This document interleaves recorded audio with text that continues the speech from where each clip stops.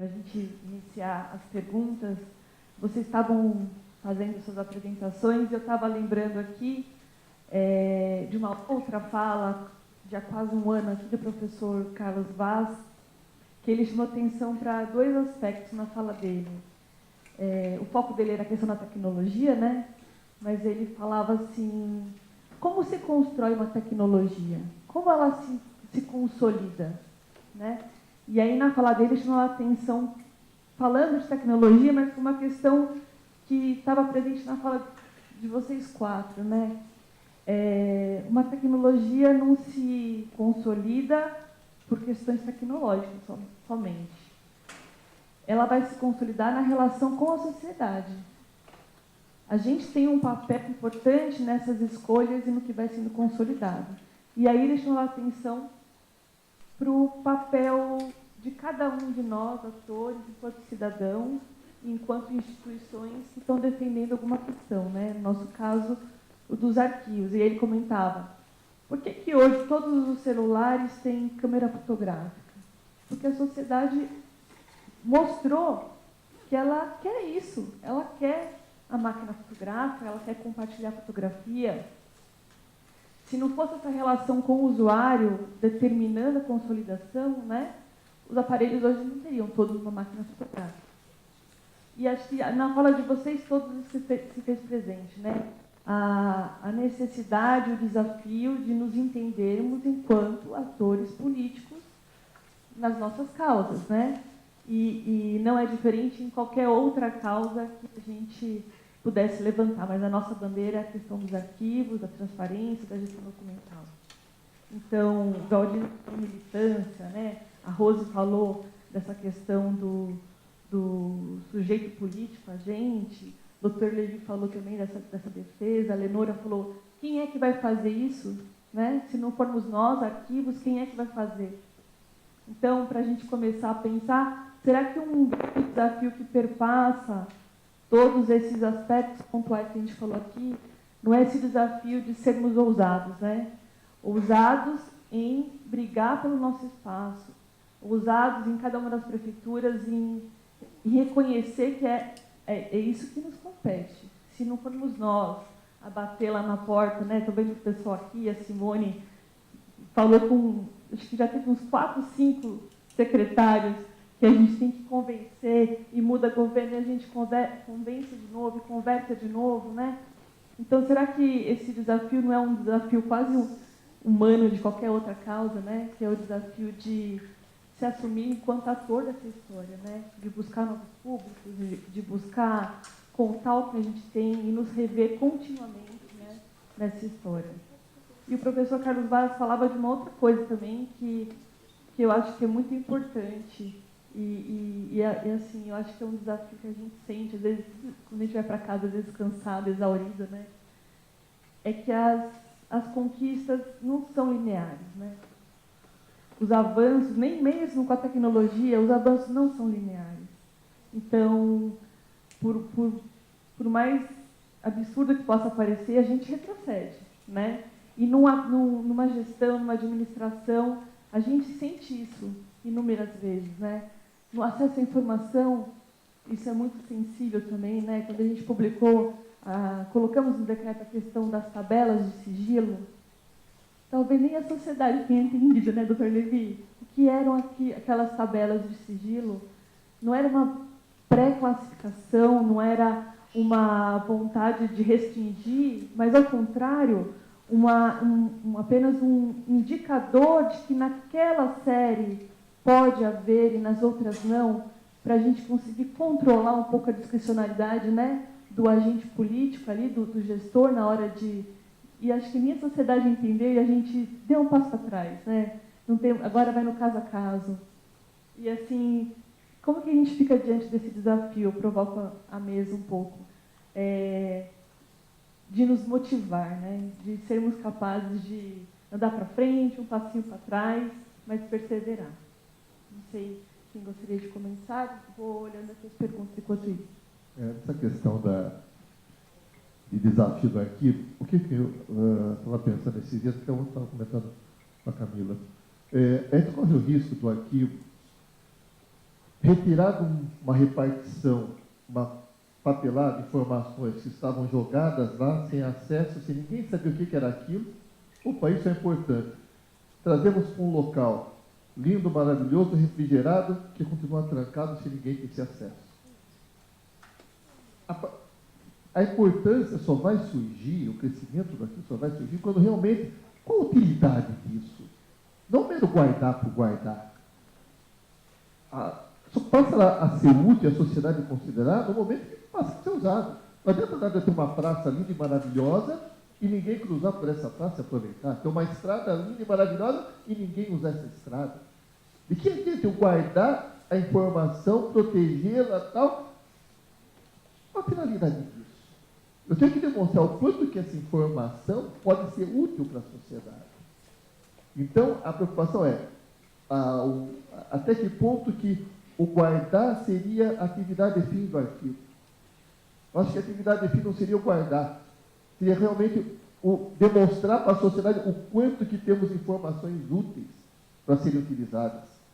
Aí sim a coisa passa a ser, a sociedade, é interessante ter essa informação, eu vou atrás. Então a atuação não só tem que ser muito mais proativa, no sentido de divulgar o acervo que tem.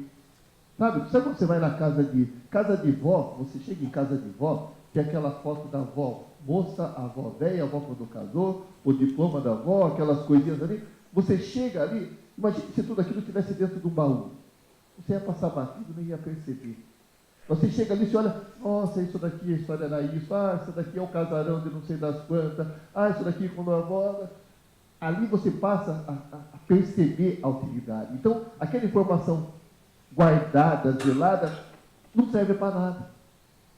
Ela só vai servir a partir do momento que vai ser útil para alguma coisa. E às vezes a pessoa ela só vai saber disso, ela não sabe o que tem essa informação. Né? Como teve no vídeo institucional, a pessoa que, procurando a naturalidade dela, tal, ela vai na embaixada, vai não sei onde, e lá, graças a Deus, vai lá para o arquivo. Daí vem. Até que ponto que, não só isso, todo o acervo que tem no arquivo, e aí não só o arquivo, na máquina pública, sabe? A máquina tem que demonstrar, não tem que ficar esperando alguém vir provocar. Sabe? Tem informações, boletim de ocorrência, histórico de boletim de ocorrência, que é uma discussão, é disponível, pode ser. Vamos imaginar que eu pego os boletins de ocorrência de assalto. No boletim de ocorrência de assalto tem lá o endereço. Puxa vida, se eu colocasse tudo isso no aplicativo, os locais onde ocorreram o assalto, e cada vez que eu entrasse numa área, que eu estou andando pela cidade, aquela área tiveram vários assaltos, e o aplicativo manda uma mensagem para mim, um pi, me alertando de que aquela é uma área perigosa. Poxa vida, isso sim seria uma utilidade. Então, com certeza, eu acho que o arquivo, sei lá, o seu palpite, pode até ser um desafio. O que pode ser útil esse acervo? O que eu guardar esses documentos pode facilitar a vida da sociedade? Aí sim a sociedade, isso é importante. É bom ter isso. Vou ter mais verba para isso. Tá bom, não vou mais mandar para o arquivo só aquele funcionário que eu quero dar um castigo nele. Vamos prestigiar. Sabe, esse tipo de mudança. Então, é bom manter o arquivo, guardar, zelar, ter essa preocupação estrutural, sim. Agora, temos que ter em mente, para quê? Qual a utilidade disso? Vamos lá, eu acho que o grande desafio é encontrar utilidades que daí sim, aqueles que despertarão com essa faísca da utilidade, virão mais no nosso arquivo. Acho que é uma visão. Deixa eu complementar. Uma coisa que eu acho que é importante, primeiro, em relação a esse vai e vem, tem um autor que eu gosto muito, que é o Richman, que ele fala da retórica da intransigência, que para cada onda de avanço tem uma onda de retrocesso. Então faz parte da história isso. É natural. A questão é a gente não se ressentir e não se amedrontar com isso. E a outra questão que eu vejo, e aí eu sou muito mais, nesse caso, gestora e também advogada, é o seguinte: a questão digital, essa esse papel do arquivista como o produtor do bom documento que auxilia a administração para ser mais célere, mais precisa, mais efetiva, mais eficaz e transparente, é o momento para a autoafirmação. Porque vai entender, poxa, se é bom para o dia de hoje, imagina o que pode fazer para o que aconteceu já antes. E dar um empoderamento ao arquivo. Sem contar o seguinte, depois que o documento termina, o contato com a administração é muito pequeno. Como eu falei, quando eu fui para a área de gestão documental, eu fui por curiosidade e porque eu gostava dos processos históricos, meu pai é historiador, eu não imaginava, não sabia o que era gestão documental. E não é por nada, não. É porque não fazia parte do meu dia a dia. Meu dia a dia como assessora de desembargador, ou depois meu dia a dia como diretora do Centro Cultural, não fazia parte da minha realidade, porque eu estava produzindo. E o arquivo era só quando eu precisava de alguma coisa. E se eu precisava de uma coisa específica, que eu sabia o que era. Como ocorre com o historiador, que vem procurar alguma coisa específica que ele sabe que está aqui. Então, não tem o transeunte eventual. O transeunte eventual a gente vai encontrar no dia a dia, na produção documental. Naquele cara que vai ver um modelo bem feito de um órgão e fala assim, poxa, eu queria isso daqui para mim também. Então, eu vejo isso um empoderamento, por isso que eu falo em apropriação. Então, essa é a proposta que eu dou. Não que não dá atenção, mas ajudar com essa nova onda que está existindo digital e dizer, nós somos uns profissionais ótimos. E não deixar isso para TI, pelo amor de Deus, que é o que está acontecendo.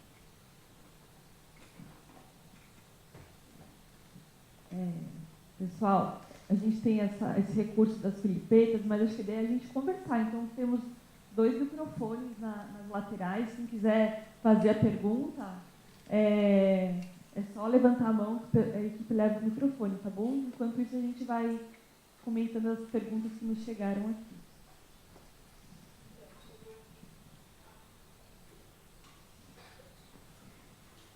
O Daniel, da USP, pergunta como é que a gente pode aproximar mais, né, da sociedade. Então, acho que todos nós estamos falando um pouco disso, e essa é uma conversa que a gente precisa ter realmente com muita profundidade, né? Identificar possíveis públicos, possíveis interesses, né, e escolher de fato estratégias. E tem uma coisa que serve tanto para a alta gerência como para esses públicos todos que a gente gostaria de ter, jornalistas, né? Não só os pesquisadores tradicionais, né? Toda a estudantada que está fazendo o TCC, que está fazendo mestrado, doutorado, que não vem aqui, né? Enfim, públicos que a gente não conhece e que poderiam se interessar e muito pelo arquivo, né? Como é que a gente faz? Uma coisa importante, eu acho, é que muitos documentos nós sabemos que eles nascem permanentes, né? Eles vão virar permanentes, eles nascem permanentes. Essa é uma discussão antiga, né? Eles demoram para chegar aqui. Eles não deveriam demorar para chegar aqui, nem para ser incorporados. A gente não pode ter aquela visão de que tem que vir tudo bonitinho naquele ritmo. Então, quando chegar tal momento, então vem... Não, gente, tem coisas que estão sendo produzidas agora e que já deviam estar aqui, que já podiam estar aqui, que já podiam estar disponíveis, né? E isso é importante para o gestor. O gestor que está fazendo um projeto, que está desenvolvendo um estudo, que está... se ele souber que ele é um protagonista importante e que aquilo vai imediatamente poder subsidiar outros públicos que podem trabalhar com aquelas informações, ele pode entender que é conveniente ele ser aliado do arquivo, né? E não ficar guardando aquele documento no seu próprio gabinete. Para o público, isso também é fundamental, conseguir fazer o fio histórico das questões. A gente acabou de trabalhar aqui uma pequena exposição sobre o Rio Tietê. E fica muito claro, né, que a situação que nós temos hoje, ela é resultante de várias decisões que foram tomadas no século passado e até no século XIX, né, e no século XX, e coisas que a gente não consegue mais reverter e coisas que a gente tem o dever de reverter e que pode reverter. No entanto, muitas decisões sobre a questão dos recursos hídricos continuam reafirmando decisões passadas. Mas nós temos informações até um certo ponto. E depois a gente fala, bom, essa ainda não chegou. Então, alguém até na plateia aqui no dia pediu acesso a um projeto que tem mais de uma década, né? Tem 2, né?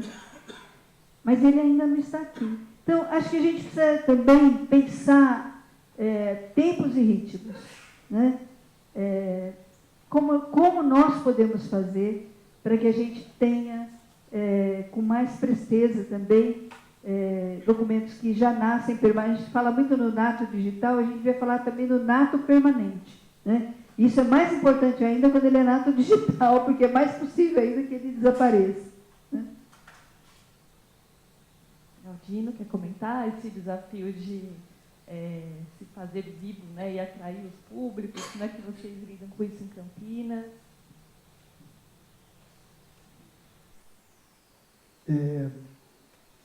Eu retomando um pouco a minha fala, né, eu acredito que nós, e pela minha experiência, até numa prefeitura onde a questão do arquivo também aparece muito menos ainda, né?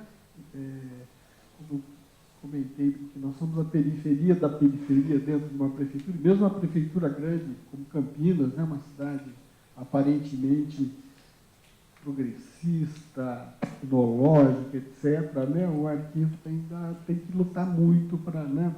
Para aparecer e para conseguir atrair essa atenção da administração. E de alguns anos para cá, já fazem, né, mais de 10 anos que eu tenho trabalhado, principalmente nessa parte de avaliação, né, de documentos, e a gente começou, na verdade, o grande tema era o que pode jogar fora. Isso era a preocupação dos administradores, né? Salas abarrotadas, armários abarrotados, porões abarrotados, quartinhos escondidos abarrotados, né? E, obviamente, que aí a gente começou com esse, não, vamos eliminar como mote, né? Evidentemente, e aí trazendo toda a questão da necessidade de gestão, porque foi ficando claro que sem gestão não é possível eliminar. Sem uma preocupação ali na ponta, na produção, na organização dos arquivos, não tem como eliminar nem papel, enfim, né? Mas, aos poucos, o tema da questão da memória, né, as pessoas percebendo, até em contato com uma década de documentos, né, servidores, funcionários, agentes políticos, enfim, pessoas em cargos, passageiros, comissionados, diretores, assessores, que começam a ver a importância de guardar e de chamar o arquivo para discutir, né, essa questão do que guardar, como guardar, se o arquivo pode guardar, né? E esse enfim, eu acho que é importante o que eu estava tentando ressaltar na minha fala inicial, da gente vincular essa questão da gestão a esse papel do arquivo de preservador, né? De que a gestão ela é um movimento também para preservar uma memória, para preservar uma história, né? Em que muitas vezes informações aparentemente são passados, já não têm relevância, ressurgem como informações decisivas, né? A gente tem um caso em Campinas de 2009, um exemplo, né? Que o cidadão estava loteando um determinado terreno, uma região periférica da cidade, 2009 agora. E surge uma denúncia no Ministério Público, era um bisneto de um cidadão que doou aquele terreno para a prefeitura. Começou-se a pesquisar, até foi no arquivo da Câmara Municipal, descobriu-se a doação era de 1937, se não me falha a memória, né? Então havia todo o processo de doação, não era nem na época, era considerado a pessoa jurídica, né, do governo do município, era a Câmara, e não propriamente a Prefeitura, mesmo existindo o Executivo, né? Então foi uma doação à Câmara Municipal, né? Enfim, um documento aparentemente histórico, né? Meramente uma coisa do passado, veio à tona em situações dessas mais inusitadas, né? As questões ambientais, né? Nós vemos documentos, no nosso caso, temos documentos do século XIX que mencionam questões ambientais, né, da cidade, preocupações ou ações que se perderam na história, né? E aí, chamar a atenção, no caso dos municípios, quer dizer, é uma categoria, até a gente teve uns debates, dá para ter uns debates sobre a questão de política cultural que eu participei, a ideia de história de um território, né? No caso do arquivo municipal, os documentos da administração municipal são a história da ocupação, do uso desse território, das pessoas que, enfim, por ali viveram, né? E isso é um tema que sensibiliza, no caso, até administradores, servidores, pessoas que estão, muitas vezes, ocupando transitoriamente um cargo, mas que é um cidadão, né, daquele território e se sensibiliza também. Então, eu acho que é um aspecto que a gente tem que pensar, repito, né, não ficarmos aquele discurso de eficiência, porque muitas vezes nós somos esmagados pelo discurso da eficiência, né, que o arquivo, que de fato a gente sabe que sem uma gestão documental dificilmente você atinge um bom nível de eficiência, né? Mas muitas vezes nós somos esmagados por esse discurso sem perceber essa especificidade do arquivo. Nós buscamos a eficiência para preservar a memória, né, sobretudo.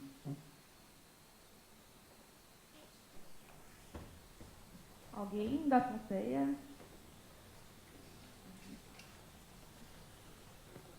Marcos? Bom dia a todos, eu sou o Marcos e trabalho na FAPESP. E, a princípio, minha pergunta seja para a Lenora, mas a mesa fica à vontade também, se quiser intervir. É muito interessante a questão da apropriação, mas, de certa forma, para a gente se apropriar, a gente precisa conhecer também, né? Então, eu queria, inicialmente, pedir para você uma reflexão sobre isso, né? Até que ponto nós, arquivistas ou documentalistas, precisamos nos apropriar também das técnicas, do conhecimento da área de TI, né? E só para ilustrar um pouco, vamos supor assim, que alguma instituição já tenha a sua atividade fim totalmente digital, nada, né? E que a área de arquivos não tenha participado em nenhum momento da construção dessa estrutura. Quais seriam as estratégias iniciais, as primeiras perguntas? Como é que a gente poderia começar, então, esse processo de aproximação e aí apropriação para poder entrar no debate da gestão digital? Bem, eu digo que a mudança do suporte não muda os procedimentos. Os procedimentos são os mesmos relativos à produção do documento em papel. Então, saber como está sendo produzido, quem produz, como está guardando, aonde estão esses documentos. Eu vi uma definição muito interessante eu fui procurar, vou escrever um artigo a respeito, na realidade um ensaio sobre o papel do arquivista na aurora digital, e aí eu fui procurar definições de arquivo morto. Foi uma dificuldade, que a gente fala muito em arquivo, a gente ouve, não, a gente não fala, a gente rejeita a ideia, mas ninguém fala sobre a questão específica. Pelo menos eu achei uma definição, procurando assim, não foi uma pesquisa muito aprofundada sobre arquivo morto. E tinha uma definição dizendo, são aqueles documentos que estão às vezes no banheiro, que estão na sala escondida, que estão nas pastas guardadas dos órgãos e que não tem nenhum tipo de sistematização. Da mesma maneira, nós temos documentos digitais que estão nos bancos de dados, que estão nos portais, que estão nos sistemas. Sabe quantos sistemas a Justiça Federal da 2ª Região, que é o Rio de Janeiro, possui? hoje funcionando 120. Então, nós temos 120 locais, 120 potenciais arquivos mortos tramitando, existindo na nossa administração. As primeiras perguntas é saber isso. Quantos sistemas possui? O que possui? Como tramita? Porque normalmente as pessoas pensam que documento digital é apenas aqueles que produzem um documento tal qual o papel, e não é a realidade. Estou começando a fazer essas perguntas, explicando e mostrando, inclusive para a área de TI, você sabe aquela quantidade de redundância, de fitas DAT, que eu ouvi falar, né? Fitas DATs e backups e tudo mais. Sabia que com o meu auxílio você pode eliminar isso, reduzir o seu parque, sua manutenção de uma série de locais que você não sabe, que eles têm pavor, porque se algum usuário, algum gestor de negócio, como eles chamam, pedir aquele negócio, eles nem sabem onde está. Então, você vai assim, eu posso te ajudar. E começa a se aproximar da área de tecnologia. A área de tecnologia tem, para cada sistema, o gestor de negócio. É aquele que faz a relação. Aí você começa a falar com o gestor de negócio, aqui a gente está fazendo um mapeamento e começa a fazer o que a gente sabe fazer, que é um diagnóstico. Então, a apropriação começa da mesma forma que se faz no físico. Entrevistando, buscando, questionando e resolvendo.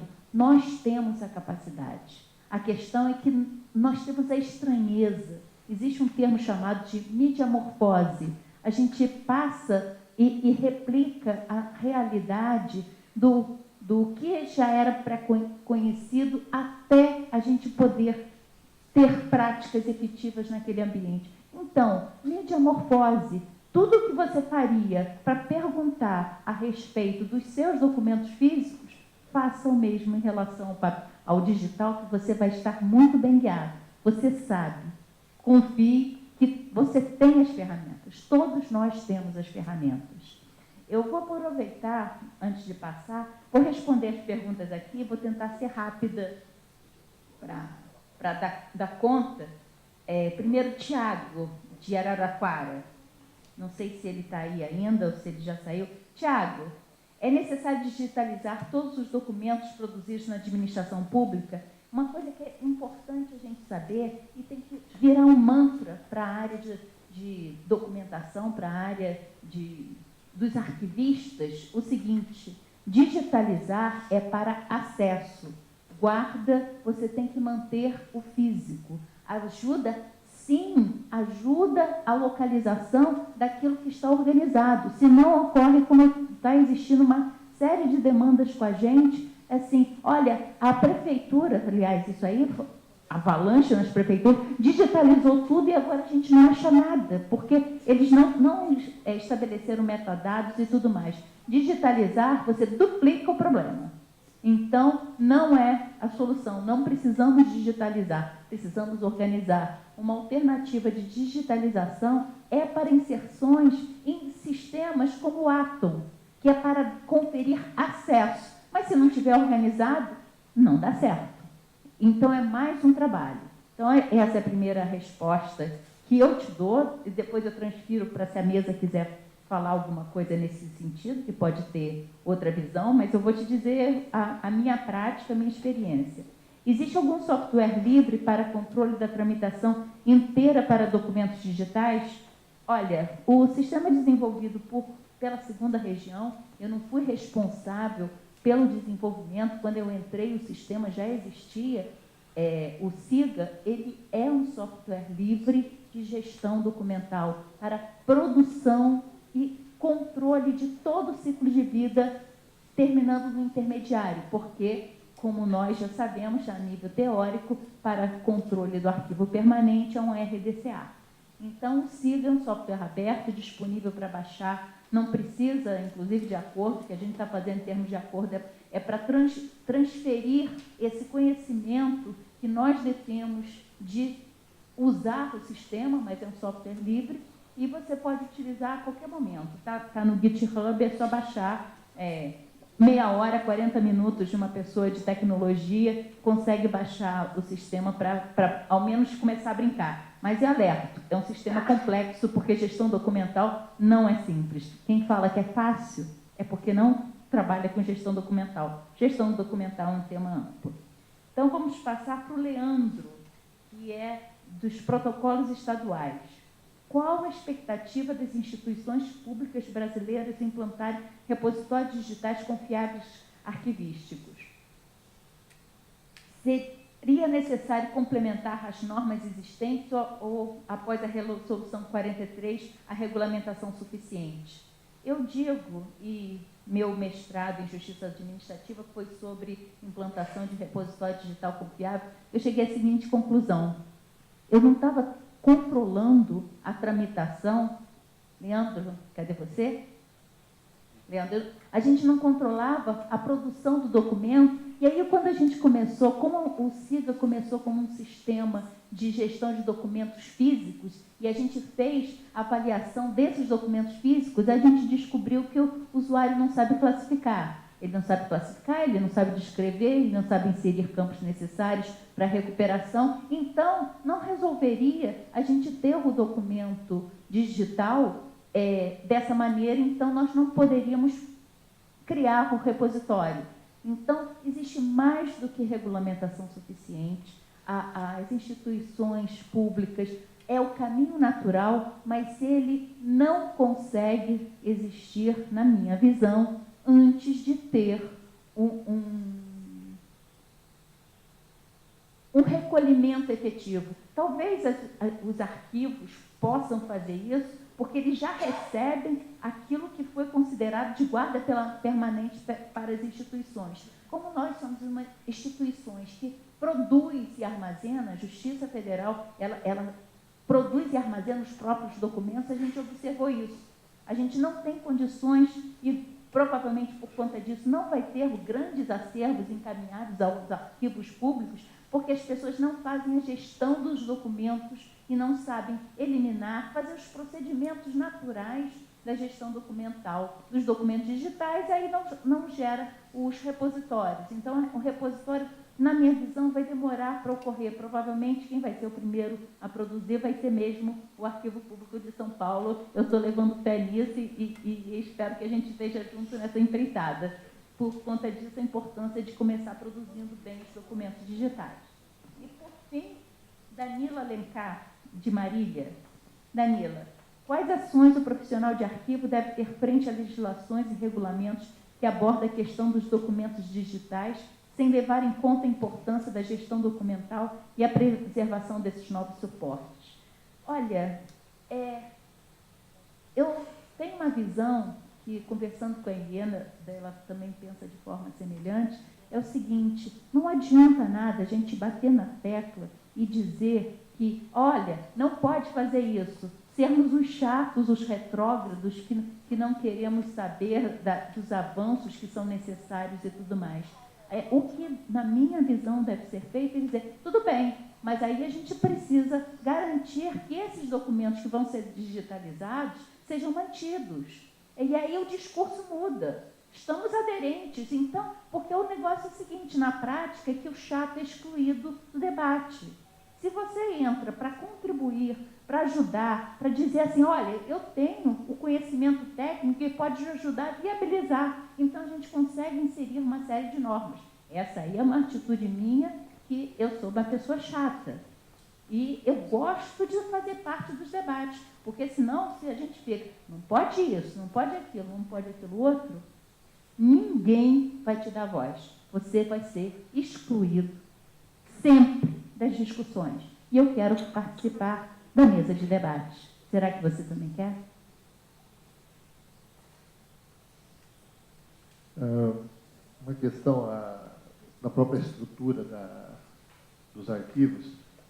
Às vezes tem uma distância. A máquina pública, ela é estruturada de uma forma hierárquica, onde tem o dirigente no topo e a base. Às vezes essa distância é muito grande. Nem tudo que acontece na base, de problemas principalmente, chega no topo. Assim como evolui o entendimento sobre arquivos, serviços, tais, aquele que começou a trabalhar no arquivo há 10, 15 anos atrás, é uma situação diferente hoje. Então, o aprimoramento Poxa vida, quem que vai perceber que aquele servidor do arquivo necessita do aprimoramento? O próprio servidor. Como fazer isso em termos práticos? O próprio servidor tem que colocar no papel: tenho dificuldade nesse assunto, nesse tema, preciso de aprimoramento. E o chefe vai passar para o superintendente para o diretor, o que fazer para isso daí andar. Se na base, se aquele que sente a dificuldade não colocar no papel, não der esse primeiro chute, esse start, não vai chegar no topo. Para terminar, opa, vamos fazer um curso, vamos fazer um aprimoramento, vamos colocar para fazer outros trabalhos, vamos incentivar. Há necessidade dessa provocação. Nem sempre quem está no topo tem essa visão ou tem essa informação a ponto de tomar uma providência. Aí, já aproveitando as perguntas, pergunta do Vitor Hugo, da Câmara Municipal de Campinas. Vitor Hugo, Vitor. Como conciliar a responsabilidade sobre a análise da classificação do grau de sigilo? Ficaria atribuído a cada ou ao órgão jurídico da casa, por exemplo, uma procuradoria ou a quem? Cada um tem a sua participação. Quando nós, no Estado de São Paulo, vamos montar a análise do acesso, principalmente da tabela de sigilo, primeira preocupação, vamos montar uma comissão nova? É complicado, porque falta funcionário público na administração. Tá? Separar mais gente ainda para montar uma comissão é complicado. Então, tá bom, o que nós vamos fazer? Vamos aproveitar a CADA que já existe, que era a Comissão de Avaliação de Documentos de Arquivo, e transformá-las em CADA, Comissão de Avaliação de Documentos e Acesso. Fazendo de que forma? Também dando uma robustecida, além dos integrantes atuais, recomenda-se que também tenha alguém da área jurídica. Eu, por exemplo, agora, recentemente, passei a fazer parte da CADA da Segurança Pública, lá da minha secretaria. Então, é um reforço a mais, porque existem elementos que não adianta, só um advogado que vai ter. Naquela análise que eu comentei do sigilo, ou existe alguma lei que já diga que estabelece o sigilo? Isso é atribuição do jurídico. Fazer essa pesquisa, de verificar e tal. Por outro lado, essa informação realmente necessita ser classificada e tal. Isso é uma questão técnica, típica da CADA. Então, uma tabela para ser elaborada, ela necessariamente tem que ter a participação tanto da CADA como da consultoria jurídica. Outra pergunta que está aqui também, da área da saúde, feita pelo Fernando Meyer, da Secretaria da Saúde, Casa da Saúde. Fernando. Como abordar as solicitações de acesso aos processos de aquisição de medicamentos da Secretaria da Saúde? Há uso de dinheiro público, mas há também dados e informações pessoais.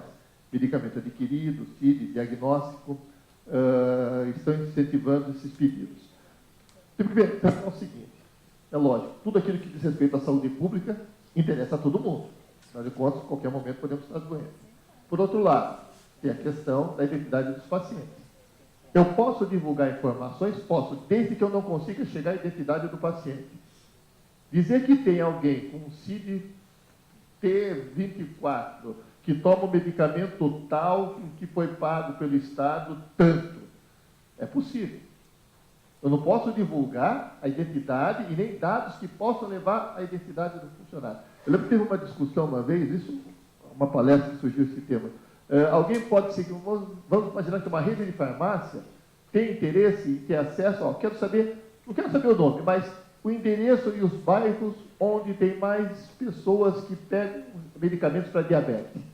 Por quê? Porque eu estou querendo montar farmácias e vou destinar mais remédios para diabéticos naquela região. No primeiro momento, uma informação até interessante. Agora, por outro lado, e se fosse a mesma informação, medicamentos para HIV? Eu quero saber a região da cidade que tem mais pessoas portadoras de HIV, os bairros mais propícios a usar. Ou tuberculose. Ou daí alguém vai, peraí, então aquele bairro não é bom por causa disso? Então, veja como é delicado o trabalho de divulgação. Tá? Pode ser muito bom para uma coisa, mas ao mesmo tempo pode prejudicar a outra. A simples divulgação, em termos de saber, quanto que o Estado gasta com medicamentos, principalmente por ordem judicial. Ok, pode até mencionar. Mencionar o número do processo ainda é possível, porque na maior parte é segredo de justiça, você não consegue acessar pela internet. Certo? Mas saber, eventualmente, se diagnóstico, o remédio que está sendo comprado, quanto está sendo comprado, certo? Até porque vai ter todo um processo licitatório para fazer isso. Então, é lícito a divulgação. Única preocupação, opa, eu tenho um documento, a própria lei estabelece, nem tudo nesse documento é sigiloso. Muitas vezes é só o nome e endereço do paciente. A própria lei autoriza. Divulgo, tarjando-se a parte onde iria identificar o paciente. Tirou aquela parte do paciente, essa informação pode ser divulgada, não teria restrição de acesso. E essa questão da documentação pessoal de saúde, ela dá muita discussão, né, doutor Levi? Porque e a gente às vezes pensa que é só lá no SIC, quando alguém for pedir uma certa informação, mas a gente passou uma tarde inteira dessa semana, a Ieda, o Rodrigo, não sei se está aqui, a Dani, o pessoal que trabalha com a documentação da maternidade aqui no arquivo, porque tem esses postulados, a legislação, mas o caso prático nos coloca questões para ponderar, né? Para ver qual direito se sobrepõe a outro. Eu acho que esse é um grande desafio do acesso, né? A gente não pode pedir a motivação, está assegurado o direito da pesquisa, mas, por exemplo, o que tem maior peso no caso dos prontuários médicos, por exemplo, de maternidade, né? Então, a pessoa, só o próprio paciente pode acessar aquela documentação. Mas, às vezes, em casos de adoção, ela não é a paciente do prontuário, então ela não poderia ter acesso. A justiça tem a questão da sucessão, que aí vai decidir se dá direito aos filhos, né, e familiares de primeiro grau, acessar aquela documentação sem ser o próprio indivíduo. Mas qual que é o peso de um direito de saber a sua origem e uma legislação que diz que tem que ser a informação pessoal, né, o próprio interessado para acessar aquela documentação?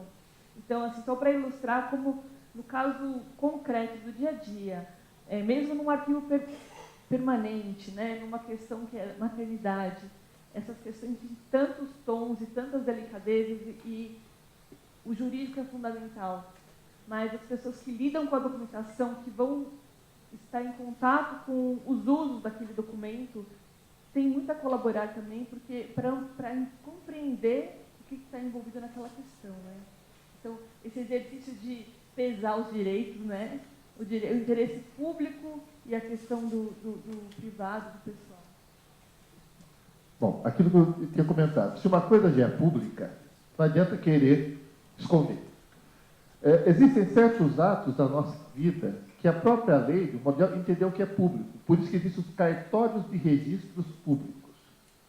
Então, se nós somos os cartórios de registro civil, é registrado. Nosso casamento, nascimento, divórcio, é feito registro. E é público. Se eu chegar em qualquer cartório de registro civil, tá? Fulano de tal, seu nome da pessoa, nasceu aqui dia tal, eu quero uma certidão de nascimento. É público, vai ser fornecido. E nessa certidão de nascimento vai estar constando. Fulano de tal, filho de, natural de, nascido tal data, tal horário, tal hospital. São dados públicos. Se eu chegar num imóvel, alguém está querendo me vender o imóvel, tal endereço. Ok, eu vou no cartório de registro de imóveis. Tal imóvel e tal endereço. Quero uma cópia da matrícula, para saber o nome de quem efetivamente está. Cartório de registro público. Vão pegar a matrícula daquele imóvel, vão me entregar e vão verificar. Opa, pertence a fulano de tal, é o mesmo cara que está me vendendo. Ótimo. Não é aquele que está me vendendo. Então, ele não é o dono. Então, existem certos atos, certos registros, que são de natureza pública. E se é público, é o acesso, tem que ter o acesso. Então, a questão da filiação. É público isso. Se alguém nos pede um documento de identidade, e vamos apresentar nossa cédula de identidade, que seja, ali está a nossa filiação, está o nascimento. Está ali. Então, o que acontece? Informação pública tem que ser divulgada. Na questão da pesquisa, realmente é um negócio delicado na área da saúde, né? Por isso que existe a alternativa de que aquele que está pesquisando, para efeitos da forma que a própria lei autoriza o acesso, ele terá acesso a algumas informações e vai ter que guardar o sigilo daquelas informações. Os dados estatísticos já acabam sendo liberados, mas a informação propriamente dita, né, o nascimento da criança, mesmo o registro de nascimento do nenenzinho, o que tem de mais no primeiro momento? Nasceu tal, cesariana, dia tal, filho de, natural de, tudo isso daí vai acabar indo para o registro civil e que todo mundo vai ter acesso depois. É lógico, pode ter alguma informação. A criança é portadora do HIV. A mãe era toxicômana. Ou aí pode ser uma informação delicada que eventualmente eu não poderia.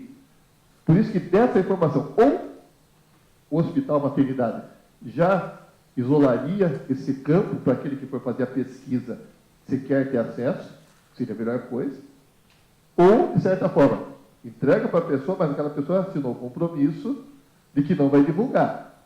Agora, uma coisa é certa, mesmo ela assinando esse compromisso, se ela divulga, quem vai pagar a conta de uma indenização vai ser o órgão público que liberou, por conta da responsabilidade objetiva do Estado. E isso acabaria, de certa forma, acontecendo. E já emendando aqui com a última pergunta que tinha sido feita,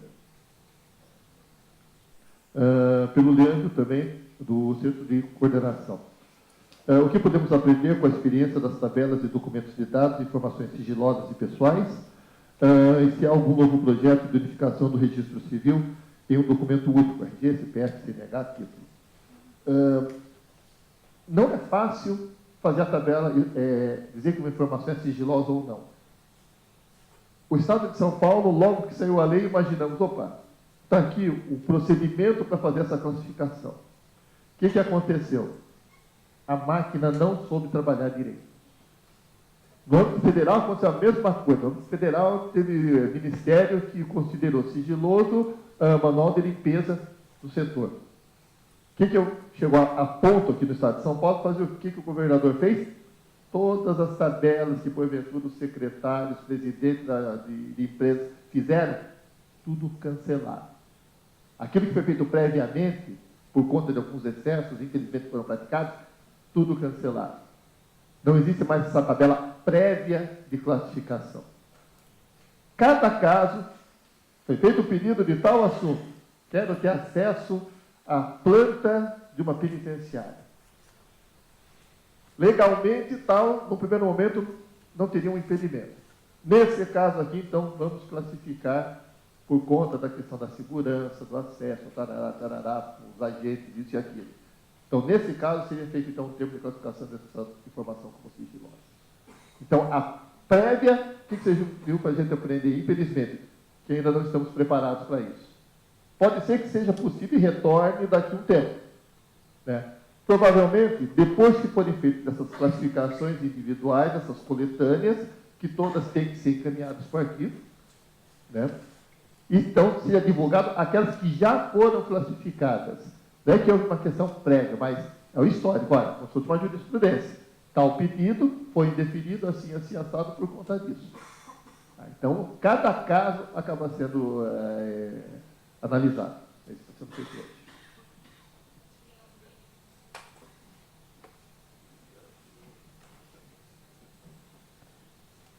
Simone Belo Jimenez, aqui representando o GT, Gestão de Arquivos do Consórcio Intermunicipal Grande ABC, com 6 cidades.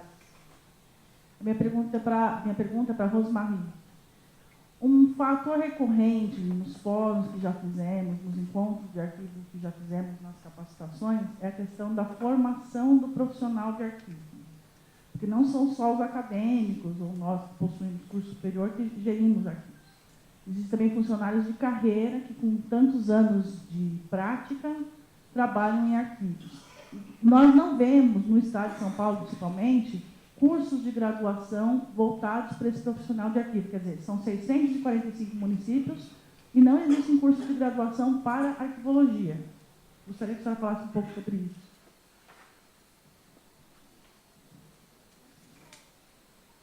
Existe o curso da Unesp hoje, né? Apenas. Realmente faz muita falta isso.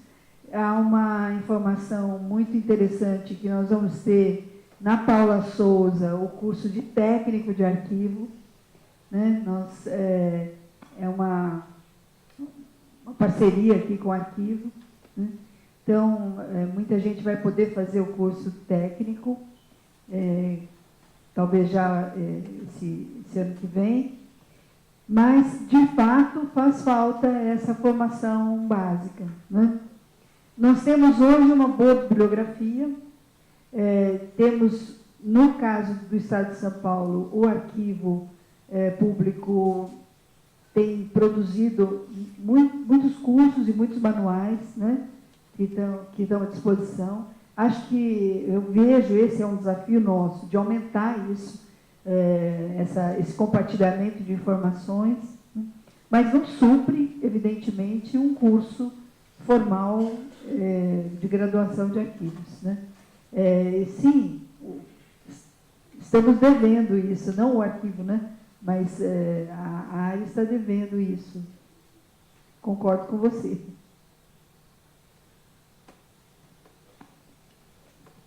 Em termos práticos, então, pudesse ser uma proposta do arquivo público, no sentido de marcar um evento intitulado "Da carência de instituições de ensino na área que envolva a disciplina de arquivo público", mandando convite para todas as universidades particulares, cursos de formação, tal, onde teríamos vários gestores de escola e viriam esse potencial a ponto de, eventualmente, às vezes, lá, as escolas até imaginam que curso que nós podemos criar, uma coisa parecida, não tem essa noção. Então, já que temos aqui, vamos trazer esse pessoal. Às vezes é questão de cutucar. Desafio aceito já. Na verdade, deixei aqui, não sei se você que mandou por escrito também, Simone. Alguém perguntou a mesma coisa também, então, sobre a formação. E eu estava deixando aqui para o final.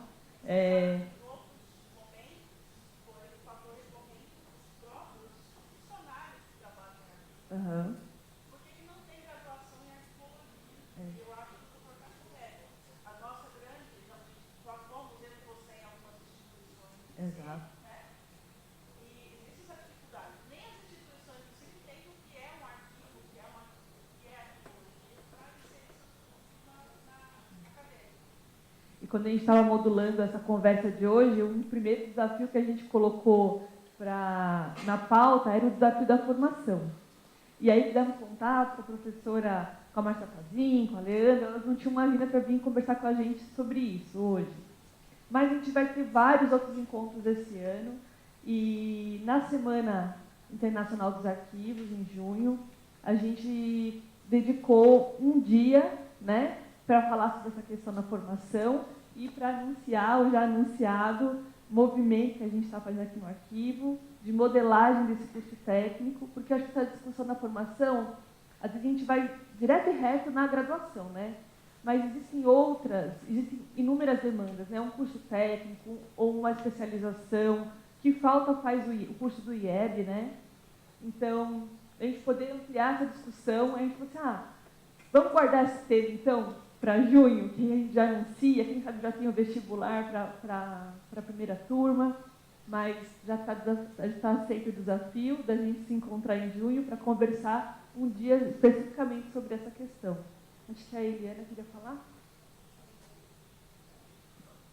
Bom dia a todos. O meu nome é Eliana Martinelli.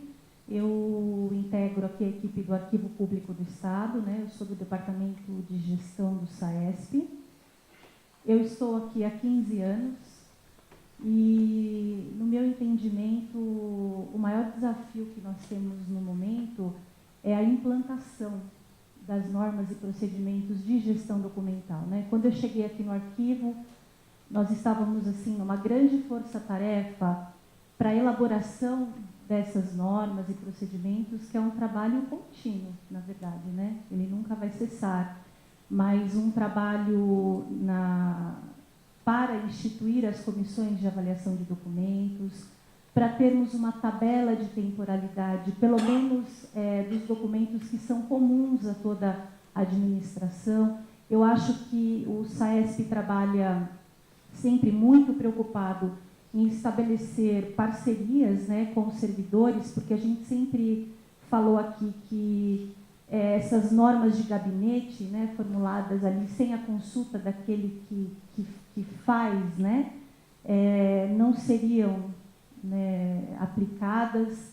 Então, as comissões, os servidores sempre foram convidados, né, a participar desse processo.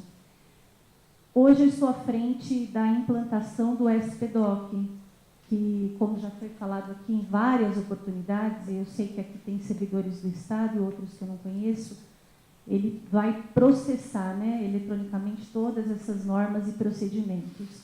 Então, quando a gente entra na administração para implantar o sistema, é que se evidencia ali as dificuldades na sua organização e funcionamento. Então, se os órgãos realmente estivessem, né, devidamente organizados, funcionando conforme a legislação que os criou, tivessem corpo técnico devidamente qualificado, talvez a gente não encontraria tantos desafios na área de gestão documental. Porque eu digo, no entendimento que eu tenho hoje, podendo dizer que já percorri muito essa administração, o desafio não é só na implantação da gestão documental, é no seu próprio funcionamento. Então, para a gente chegar lá na ponta, em falar nos documentos, a gente tem que fazer um caminho reverso. Então, são verdadeiras sessões de terapia, né? Eu digo, o órgão ele vai falar sobre a sua organização, sobre as suas práticas, sobre as suas carências, o porquê que determinadas áreas funcionam de determinada maneira ou não funcionam, né? Lá atrás, quando eu entrei aqui, eu entendia muito o papel da gestão documental, ali focado nas comissões de avaliação, mas é um dever de todos. Não é possível fazer gestão documental se todos os servidores não internalizarem, né, o seu compromisso, o seu dever com a gestão documental. É impossível se implantar gestão documental sem o apoio do alto escalão, das diretorias. Então, eu sei que aqui nós temos hoje companheiros dos arquivos e protocolos que continuam, já avançaram muito, mas continuam sendo, sim, né, áreas ali muito pouco valorizadas.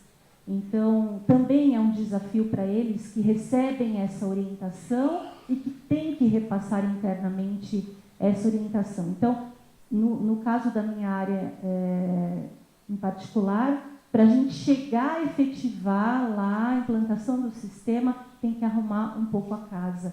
Então, se hoje a administração não investe ou não valoriza os seus profissionais, o Arquivo do Estado também não deixará de ser um órgão que orienta, que acompanha, para um órgão que vai colocar equipes dentro da administração para que eles consigam executar os seus trabalhos. Então, há um esforço aqui permanente, hercúleo, né, para se pensar todas essas ferramentas, toda essa legislação, para cuidar do nosso acervo, para capacitar, para promover esses eventos, mas na implantação da gestão é um trabalho de parceria, né? Os órgãos precisam, a gestão documental precisa de fato entrar na agenda do governo. Então, os servidores, né, costumam nos dizer, mas a gente não consegue cumprir.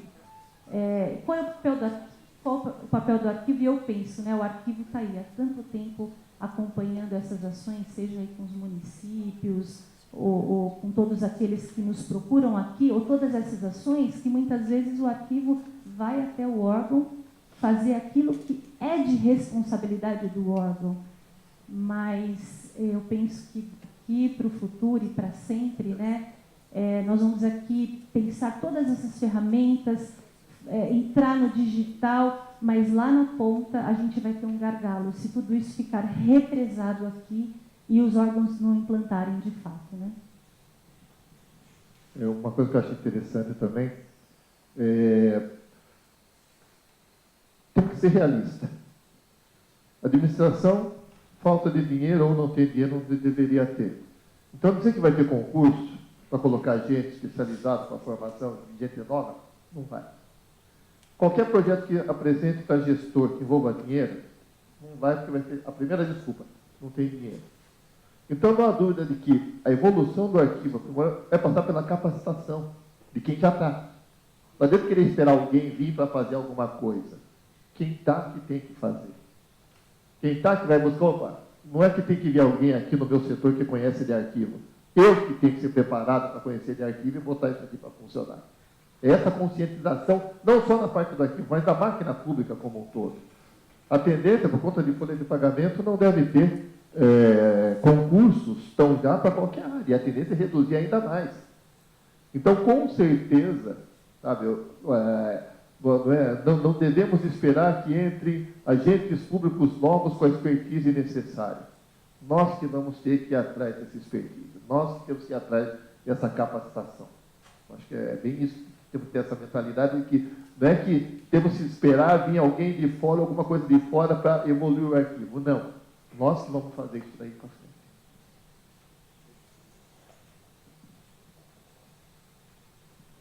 Retomar a fala da Lenora, a questão da flexibilidade, né? Por um lado, eu acho que é importante a gente conseguir demonstrar para os nossos parceiros, quem está lá na ponta, que um certo papel, né? O papel da gestão do arquivista é o arquivista, ou o arquivista não necessariamente formado, né? O arquivista de plantão que está à frente da instituição, é o papel dele dentro de uma organização, de uma esfera de governo, de uma empresa privada, enfim, não é? E, ao mesmo tempo, que nós estamos lá para colaborar com a nossa expertise, né? A questão crucial de que nós não podemos, precisamos ter o cuidado de não atrapalhar, porque isso é uma coisa importante. Uma vez eu coloquei num texto publicado, a gestão documental é um trabalho a mais para essas pessoas, na verdade, né? Ele é um trabalho, surge, no primeiro momento, olha, o sujeito tem que dar mais trabalho para a gente, né? Quer dizer, é a importância da gente mostrar de que esse trabalho a mais vai ajudá-lo muito no seu trabalho, né? Esse trabalho pode ajudá-lo muito, e que se no curto prazo isso vai envolver algum pouco de tempo a mais de dedicação, no médio e longo prazo os ganhos serão muito maiores, né? Tanto para ele como para os seus clientes, seus usuários, enfim, como para o conjunto do órgão, da administração, da instituição que você trabalha, né? Então, sobretudo na questão digital, né, também eu vejo, né, a gente chega com o EARC Brasil, né, quando chega o pessoal de informática, meu Deus do céu, o que é isso, né? Então, a gente, às vezes, tem que trabalhar, para a gente acessar sistemas, conseguir estabelecer um diálogo em sistemas, em usos de documentos digitais, a gente tem que ter muita flexibilidade e saber passar o nosso... minimamente, né? Minimamente, muitas vezes você tem que fazer uma pequena interferência, só consegue fazer uma pequena interferência num sistema para melhorá-lo do ponto de vista de gestão arquivística. Melhor fazer isso do que nada, do que ficar meramente com o discurso, olha, esse sistema está não tem conformidade, zero de conformidade com o ARC Brasil. Não resolve. Então, é uma postura como gestor, né, dessa flexibilidade. Mas, ao mesmo tempo, tentando sempre entender claramente. Isso é um problema que eu acho que nós temos que discutir muito, qual o nosso papel ali, né? Qual o nosso papel ali? Eu insisto, né? Nós não podemos confundir o nosso papel como cara que vai ser a solução, por exemplo, dos problemas de eficiência. O nosso papel ali é melhorar a eficiência e pensar que a nossa preocupação é, a partir da avaliação, da gestão documental, da avaliação, quais documentos são importantes para serem preservados, né? No médio, no longo prazo, os documentos de valor permanente. A Rose levantou, muitos documentos já de nascença, né, você já identifica como permanentes. Na área dos municípios, os documentos da área de urbanismo são quase todos permanentes, naturalmente, no mundo inteiro, né? Você não precisa nem ter tabela para saber que você tem que ter um cuidado específico com documentação urbanística, né? Aprovação de gleba, registro de gleba, aprovação de loteamento, licença de obra particular, etc., assim por diante, né? Nos sistemas informatizados, a coisa é mais crucial ainda, né? Porque é aquela coisa, se você não intervir no sistema, não fizer certas modificações, construir certas funcionalidades, passado simplesmente não existe, deixou de existir, nós não teremos mais acesso, né? E, na verdade, assim, são conjuntos de documentos que deixam de estar dentro da possibilidade da gestão documental, que são perdidos, né? Eu estou vivendo uma situação, todos nós vivemos, de chegar no sistema e verificar assim, em Campinas está implantando o SEI, né, que é o objeto de polêmica e já há alguns anos, e só agora, recentemente, que eu tive condições de ter acesso e estar discutindo, né? Tem cerca de 70 mil processos criados. tem que conversar com o pessoal e dizer, olha, infelizmente, talvez não tenha o que fazer. Os 70 mil processos. A história perdida, a memória perdida. Faz parte daqueles 90 e tantos % que caem fora da nossa capacidade de ação. Né? Então, nós temos que ter esse realismo também, né? Enfim, unir flexibilidade com muita clareza do que a gente está fazendo. Porque aí eu acho que a gente consegue convencer. Eu acho que aí a gente consegue sensibilizar.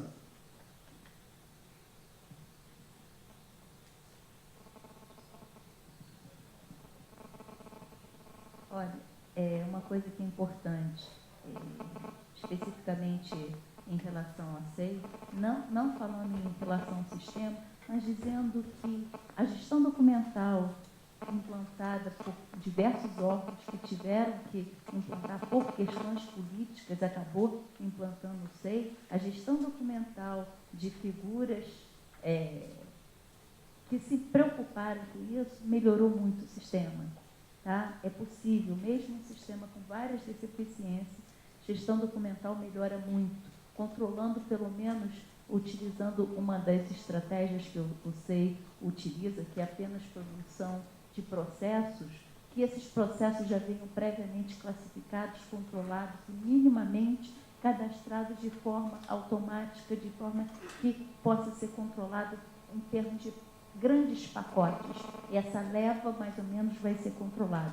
Não controla como um todo, mas minimiza muito. Isso vem sendo um trabalho de gestão documental de diversas figuras que eu conheço, nossos colegas, com essa preocupação de garantir. Então, a gestão documental é essencial, mesmo quando tem muitas deficiências, que não observe o EARC Brasil e nada nesse sentido. Então, não abandone, flexibilize, ajude, que seu papel vai ser muito importante. É isso que eu tenho para te dizer, Galdino. Não deixe, porque você vai fazer a diferença. Não largue esses 70 mil processos, cuide deles. É um bom pedido.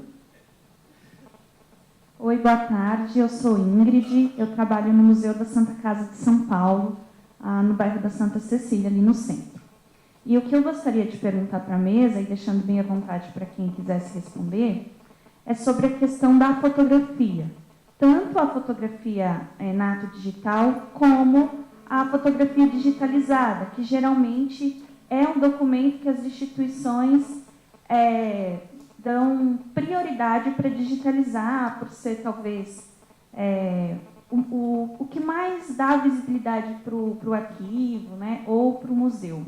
E hoje, com a questão das redes sociais, Facebook, Instagram, Departamento de Comunicação e Marketing, tem recorrido muito, né, lá ao museu, ao arquivo, como que podemos divulgar a instituição usando alguma fotografia.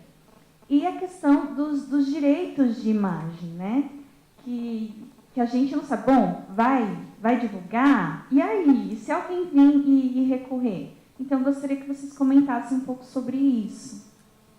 Vou comentar um pedacinho, depois eu passo para o jurídico. Essa questão que a gente falou hoje também de... Uma vez eu li uma tese sobre patrimônio público, né? E a autora colocava a questão assim, que o nosso patrimônio é pesado e mudo.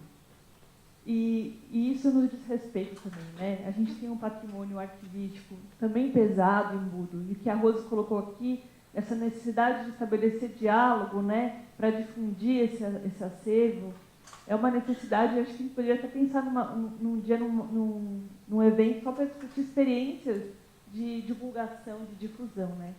Mas uma coisa que eu acho que é importante é não querer negar que a fotografia é esse atrativo, mas enquanto trabalhador arquivista, se a gente puder enriquecer essa imagem com o contexto, que é o que o nosso trabalho diário, que é de descrever aquela informação, né, de contextualizar, de zelar pela não dissociação da fotografia do conjunto do qual ela faz parte, né? Muitas vezes a gente faz isso, separa a foto do processo, e aí guarda a foto, e aí publica a foto, e a gente priva o usuário, priva o nosso cliente da apropriação de um contexto muito maior, e é que vai fazer aquela fotografia fazer sentido, né?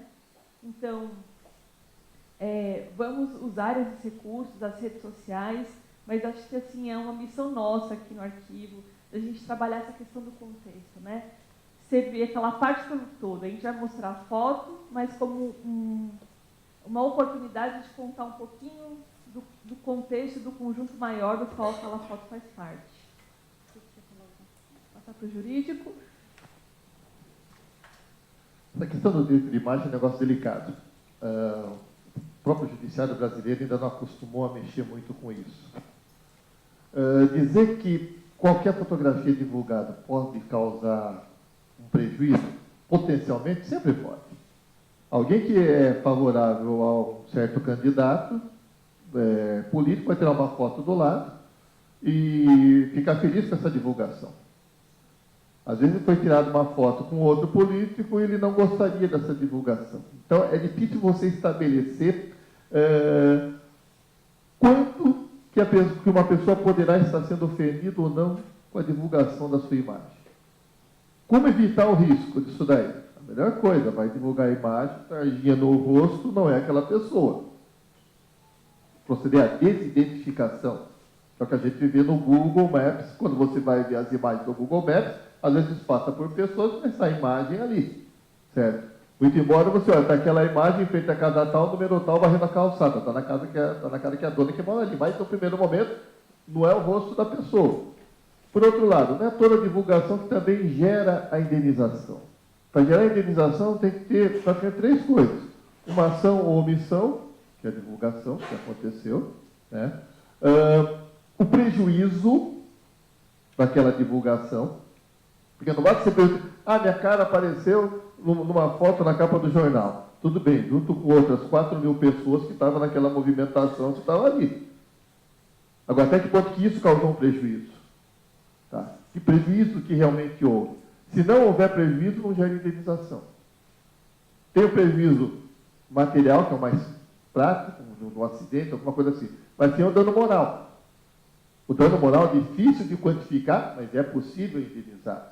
Se não dá para quantificar o prejuízo em termos pecuniários, serve para amenizar a dor ou o dissabor causado por aquela divulgação. E aí também, quantificação do dano moral. Não tem nenhuma lei que diga X reais, 2 reais, 10 reais, 1.000 reais. Pode ser que uma pessoa chegue com uma ação de indenização por ter sido divulgada uma foto no jornal indevidamente. Qual o valor da indenização? 50 reais. Antes não tivesse entrado com nada. Minha moral vale só 50 reais? Saiu pior a emenda que o soneto. Tá? Então, o que acontece? Tudo isso é avaliado no caso a caso. A melhor forma de evitar uma demanda, porque daí a gente não, efetivamente não dá para saber o resultado do processo. A qualidade do nosso judiciário está se vendo aí que não é lá aquelas coisas. Tá? Para evitar uma demanda, sempre ter cautela.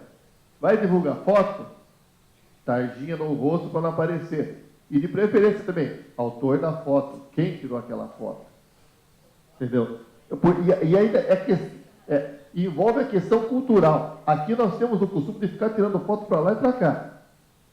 Você vai no Canadá está no lugar, vou tirar uma foto aqui. Todo mundo olha mais ou menos feio para você, por quê? Você não pode fotografar em local público. Porque você vai estar captando imagens de pessoas que não gostariam, que você não pediu autorização, não fez nada. Isso é mal educado, é falta de educação fazer isso no Canadá. Tá? Imagina aqui que a pessoa entra no metrô, fotografa todo mundo, tal, faz selfie. É mudança de cultura também. É mudança cultural. Então, é um trabalho que não dá para dizer que uma lei vai alterar ou de um dia para o outro vai alterar. É questão de ir convivendo, ir adaptando e se ajustando. Né? Terão processo de legislação, outros não terão. É um trabalho delicado, mas, partindo daquela ideia, se é para correr um risco de causar um dano, não faz a coisa. Não faz a coisa. Eu achei, inclusive, que fosse perguntar em relação ao direito de autor. O que eu observo que é o maior dos problemas, porque uma pessoa que tirou a foto e muitas vezes foi contratada para tirar aquela foto e depois ela vê sendo divulgada e ela pede indenização, ela fala assim, não identificou a minha autoria. E é uma propriedade material, mesmo que você venda essa foto, ela não é, você não perde o direito a autoria daquela foto. Essa questão, e aí o que eu diria em termos de aconselhamento, se é que eu posso aconselhar, já não me considero mais da área do direito, mas é tomar cuidado quando não tiver autoria, de colocar autoria desconhecida. Alguém conhece o autor dessa foto? Colocar tipo uma política assim, nós não conhecemos, mas alguém conhece, porque com isso você reconhece que existe um bem ali, só nós não sabemos atribuir a quem. Essa é uma grande questão. Só complementando também, para as instituições de arquivo é importante, na hora que for recolher a documentação em doação, né, quando alguém for doar alguma documentação arquivo, tomar o cuidado de dispor isso no termo da doação, né, que abre mão dos direitos autorais, né, pôr isso num termo jurídico para respaldar, e o cuidado na hora de dar acesso ao acervo, se a pessoa for reproduzir, que ela assine um termo que ela está assumindo o uso que ela vai fazer daquela imagem, para que a ação não recaia sobre a instituição arquivística, né, mas sim na pessoa que fará um outro uso, né. O arquivo poderia correr atrás da cessão dos direitos, mas é inviável a gente fazer isso, né. Então a prática mais adotada é repassar o ônus para o consulente, quem está levando essa imagem, que ele, se ele for fazer uso numa propaganda, algum livro, que ele corra atrás do autor para pagar ou pedir o direito de uso daquela imagem, mas o arquivo se resguarda falando que o consulente assinando aquele termo antes de reproduzir a documentação. Acho que a gente tem mais uma pergunta, depois eu deixo aberto para a mesa para as considerações finais. Aqui. Oi. Eu sou Sueli Penha, da Secretaria da Justiça e Defesa da Cidadania. Eu queria colocar uma provocação, na verdade, né? E também hoje é dia de comemoração, e que para as pessoas pararem um pouco para pensar qual que é a realidade do órgão público hoje. Pouco recurso, pouco funcionário, poucas condições. E o que é o papel do gestor arquivístico, gestor documental? Qual que é a contribuição indireta que ele acaba infringindo em todos os órgãos, e muitas vezes nós não percebemos. Nós implantamos a SPDOC agora em setembro na nossa secretaria. O que nós recolhemos de todo esse processo? Quando você começa a fazer análise de gestão documental, você é obrigado a entrar em sinergia com os outros órgãos. Devido a todos esses temas que eu mencionei antes, você acaba fixado na sua atuação. Quando você começa a fazer essa análise, você vê muito retrabalho. Você começa a fazer análise documental, eu faço isso e chamo disso. Eu ponho esse nome nesse documento. E o outro setor vai fazer o mesmo documento. Poxa, não é necessário. Então, você é obrigado a ter uma sinergia. Você começa a pensar nos procedimentos que você faz para criar aquele documento, qual a necessidade daquele documento. Você começa a mapear seus processos. Você otimiza o tempo de todas as áreas. Então, como hoje é um dia de festejo, gostaria que como motivação, você visse aquele funcionário que, de repente, está há 20 e tantos anos lá, ele está sorrindo porque ele está fazendo o serviço mais rápido, está tendo tempo de respirar um pouco mais. Né? Você está sabendo que o seu vizinho ao lado, que trabalha no mesmo órgão que às vezes você não conhecia, o que ele faz. E a importância da sua atividade contribuindo para do outro setor e contribuir, em consequência, para o cidadão. Então, eu queria colocar isso em mesa para que as pessoas pensassem. A gestão documental é uma ferramenta de melhoria pública e para os funcionários também, individual. É para o cidadão e para todos os órgãos e para todo mundo em geral. Só isso. Só isso. Acho que por isso que é bom ter parceiro, né? A gente pensar junto, para a gente dividir as conquistas. E o que você falou, Sueli, é muito verdade, né? A gente está ali e tem um retorno de um município, tem um retorno do setor ao lado, né? Que está lá há 20 anos produzindo a quarta via do documento. E, não posso eliminar? Não pode. O que você está produzindo? É mesmo. Por que eu estou produzindo, né? não dá para dissociar, né, esse trabalho da gestão de documentos da revisão de procedimentos, né, e a articulação, porque é um trabalho transversal, né, e como a gente brincadeira de arquivista maluco, né, como é legal fazer tabela, depois a gente olha a tabela, a gente consegue enxergar como aquele órgão funciona, né, e esse diagnóstico é um primeiro passo para a gente começar a ajustar e melhorar. Então, alguém quer fazer Eu vou repartir com todos vocês a experiência que eu tive recentemente com um pequeno grupo constituído aqui no Arquivo Nacional. Estou vendo aqui especificamente o Igor aqui, e que reflete justamente isso. O sistema que está sendo adotado, como já o Padula falou, é da 2ª região, foi desenvolvido para nosso uso particular, mas com as preocupações do Morec Jus, que é o EARC do Judiciário, e pensado para a nossa realidade.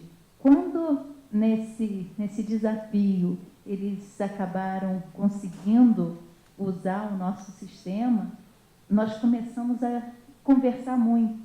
E nessa conversa provocou uma série de mudanças dentro do próprio sistema.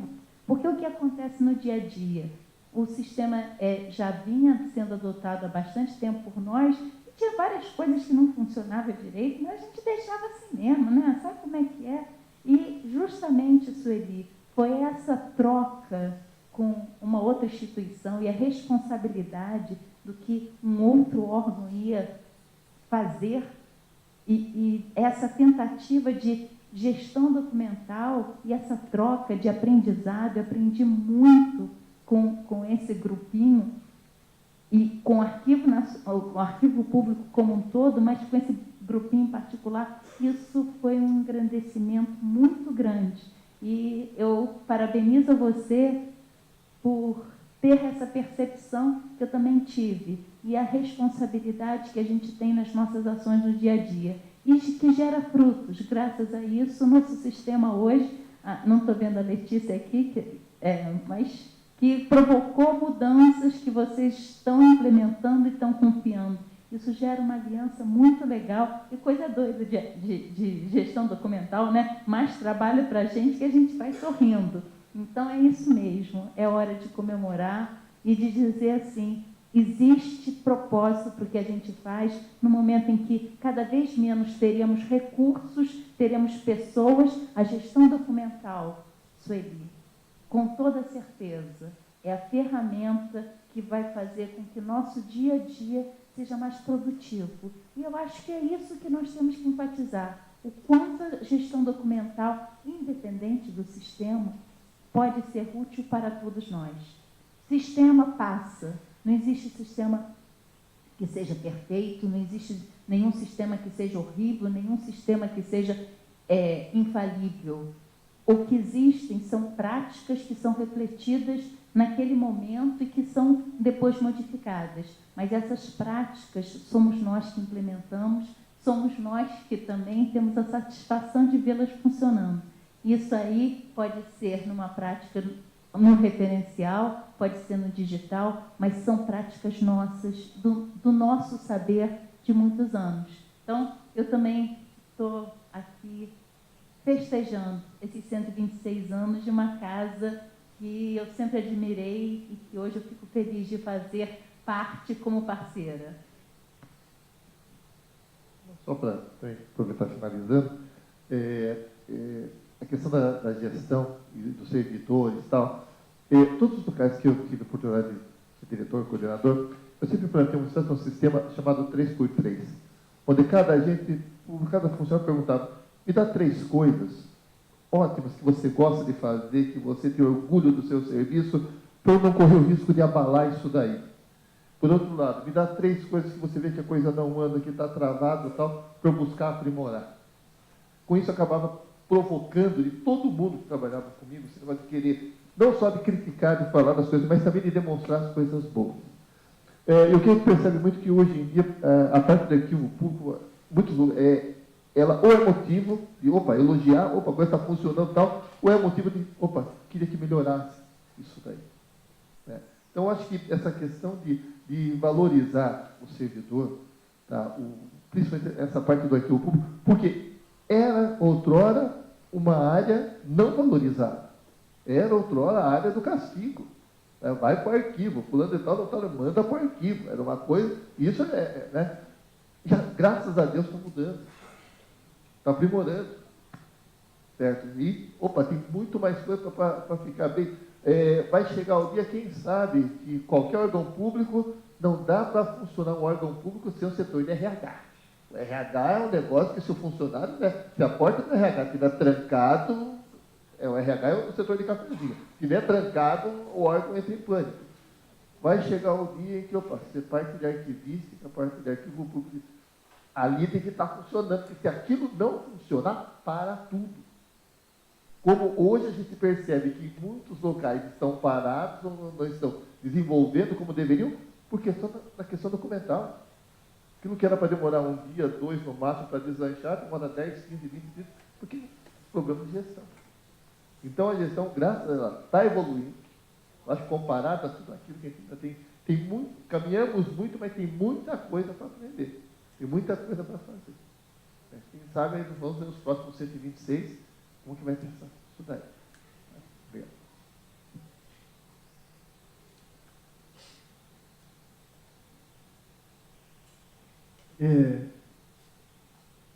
O arquivo, né, o documento, né, o trabalhar com o documento, né, muita gente fala, é mais trabalhar com pessoas do que com coisas, né, com documentos. Né? Na verdade, o documento que é escrita, né, que faz, enfim, que é um elemento essencial da nossa cultura moderna, faz parte de toda a vida, né? E trabalhar em arquivo, na verdade, significa você ter esse acesso a todos os aspectos da vida, da sociedade, das pessoas, né? Da intimidade ao mais público, né? Por meio dos documentos, né? Então, é uma tarefa muito grande, na verdade, porque é um desafio muito grande para os arquivistas. É muita coisa envolvida, muitos valores no sentido mais humano, né, mais profundo que possa ter dessa fala de valores humanos envolvidos nesse trabalho. E a gestão documental também, né, para todos, né, qualquer pessoa que trabalhou com isso percebe que tem esse condão, né, de levantar os problemas, é um fiozinho que a gente puxa no setor e, de repente, começa a haver uma revolução ali de mentalidade, de condutas, de práticas, né, numa área, num determinado órgão administrativo. E não precisa de recursos, às vezes não precisa de dinheiro, né? A gente reclama muito e realmente temos que reclamar a falta de recursos, mas o nosso principal recurso da gestão de documentos é o recurso humano, né? Eu estava comentando do SEI, né? Na verdade, o problema não é o SEI em si somente, quer dizer, tem alguns aspectos, mas é o que se faz com o SEI, né? Quer dizer, quem está ali na frente da tela fazendo uso do SEI, né? Fazendo uso, qual o conteúdo disso? Né? Você vai imbuir aquele sistema que você vai trabalhar. E isso é recurso humano, né? Isso é a pessoa mesmo. Né? E, enfim, eu acho que a gente realmente tem que parabenizar o Arquivo do Estado por, né, essa instituição, por esses mais de centenário, 126 anos, né? E que, na verdade, se nós formos olhar, né, nos últimos 20 anos, acelerou, né, quer dizer, esse trabalho de gestão documental, ele, né, se comparado a 30 anos atrás, é muito mais do que uma evolução de 30 anos, né, é uma evolução de século, né, em termos do que se fazia, o que se faz hoje, o que se podia fazer há 30 anos atrás, o que se pode fazer hoje. E, enfim, o desafio é muito maior, né, mas eu acho que nós temos que nos parabenizar também por estar podendo compartilhar, né, entre várias pessoas. Quer dizer, todos nós conversarmos, pessoas de áreas muito diferentes, formações diferentes, né? É esse o condão do documento, da escrita, né? Dentro da civilização humana, que é o central do nosso trabalho. Então, a gente tem que valorizar isso, tem que ver que a gente é importante, que o arquivo é importante, e a gestão documental é esse momento, né, de que o escrito vai se tornar algo muito mais que o escrito, né? Então, eu queria parabenizar todos, né? colegas aqui da mesa, do arquivo, o Padula, que nos convidou também, enfim, eu acho que esses momentos de parar para refletir são fundamentais, né? Fundamentais para a gente se parabenizar e ver a importância do que a gente faz, por muito pequeno que seja ainda, né? Mas avançamos muito, e vamos avançar muito mais, com certeza. Né? Muito obrigado. Bom, é um dia de celebração e acho que, apesar de a gente enxergar, apesar e porque enxergamos desafios, né? Os desafios é que nos levam para frente, e a gente tem desafio quando está vivo, né? Então, é um grande agradecimento a todos que celebram com a gente, e uma celebração não só do arquivo, mas de todas as parcerias, né, com os arquivos, com as áreas da administração do próprio Estado, com os arquivos municipais, com parceiros de outras organizações. Então, muito obrigada a todos que estiveram conosco e que continuarão conosco nessa jornada. E agradecer a todos também, aos nossos colaboradores aqui. Agradeço a Sueli por destacar esse ponto tão importante, né, no encerramento da nossa fala aqui. Eu entrei aqui bem novinha, quase primeiro emprego, e aprendi nos arquivos a gostar de desafios, né? E essa área é um prato cheio para a gente, né? Então, agradecer a parceria no enfrentamento dos desafios, a parceria dos municípios e dos órgãos em nos desafiar, a nos melhorar, né? E a gente espera contar com vocês por mais muito tempo, em outros tantos desafios que a gente invente. Quando ficar meio monótono, que a gente já conseguir tudo, a gente vai inventar uns desafios novos para continuar aprimorando o nosso trabalho. Então, muito obrigada a todos. Quero agradecer a todas as áreas envolvidas nesse evento, então, comunicação, administração, a área de difusão, o Flávio, as áreas técnicas, a todos os envolvidos nesse trabalho. E até breve, né? Que em abril a gente já vai ter um outro encontro, vocês vão receber, a gente vai lançar mais um número da revista sobre tecnologia da informação e os arquivos. Então, a gente está pensando um seminário para conversar sobre esse tema. E o ano vai estar cheio de coisas, né? Em junho, então a gente está planejando também disponibilizar toda a programação do ano, né, Rose? Para que vocês possam se programar para participar com a gente. Muito obrigada.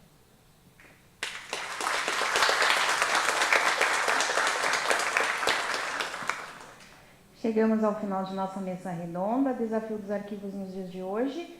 Agradeço a presença de todos os palestrantes e de todo o público e uma boa tarde a todos.